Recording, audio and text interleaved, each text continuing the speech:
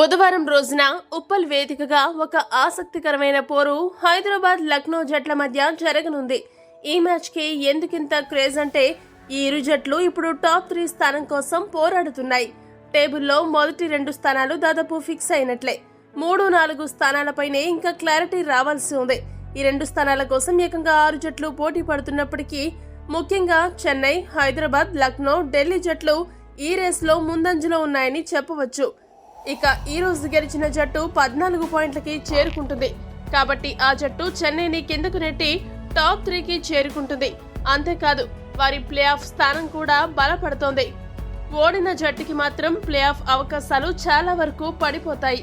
ఆ జట్టు చెన్నై, ఢిల్లీ జట్లతో పోరాడి టాప్ 4కి చేరుకోవాల్సి ఉంటుంది. ఒకవేళ ఈ మ్యాచ్ లో హైదరాబాద్ ఓడిపోతే 4వ స్థానం నుండి 5వ స్థానానికి దిగుజారిపోతుంది. ఇటువంటి నేపథ్యంలో టేబుల్లో 4, 5 స్థానాల్లో ఉన్న హైదరాబాద్, లక్నో జట్ల మధ్య పోరు మామూలుగా ఉండబోదు అని అంచనా.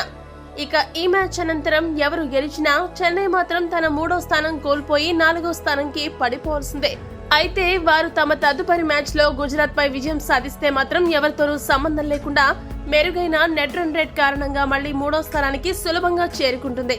అలా కాకుండా చెన్నైని సైలెంట్ చేసి 3వ స్థానానికి రాకుండా అడ్డుకోవాలంటే మాత్రం ఈ రోజు లక్నో, హైదరాబాద్లలో ఏ జట్టు గెలిచినప్పటికీ ఆ జట్టు మామూలుగా కాదు, భారీ విజయం సాధించాలి.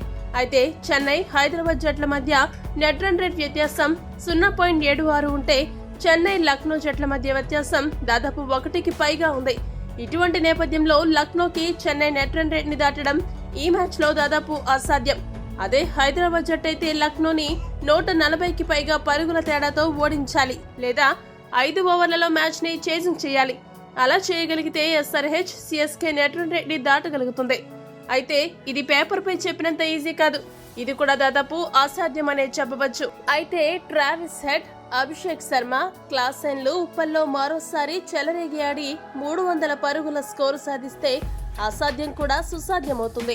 ఇవన్నీ ఎందుకు అసలు అనుకుంటే నెట్ రన్ రేట్ తో సంబంధం లేకుండా ప్లే ఆఫ్స్ కి వెళ్లాలంటే మాత్రం లక్నో, గుజరాత్, పంజాబ్ జట్లతో జరగబోయే అన్ని మ్యాచ్లను గెలిస్తే SRH వేరే వాళ్లపై ఆధారపడకుండా నేరుగా టాప్ 4కి చేరుకుంటుంది. ఇంకో విషయం ఏంటంటే హైదరాబాద్ ఇప్పుడు ఆడబోయే 3 మ్యాచ్లు తన హోమ్ గ్రౌండ్ లోనే ఆడనుంది. దీన్ని అడ్వాంటేజ్ గా ఉపయోగించుకోకపోతే SRH ని ఎవరూ కాపాడలేరు. అప్పుడు చెన్నైకి ఎడ్జ్ దొరుకుతుంది. మరి హైదరాబాద్ జట్టు ఏం చేస్తుందో చూడాలి. హైదరాబాద్ ఉప్పల్లో జరగబోయే 3 మ్యాచ్లు గెలుస్తుందా, గెలిచి ప్లే ఆఫ్స్ కి వెళ్తుందా? ఎస్ ఆర్ నో మీ అభిప్రాయాన్ని కామెంట్ చేయండి. మరిన్ని అప్డేట్స్ కోసం మా ఛానల్ ను సబ్స్క్రైబ్ చేసుకోండి.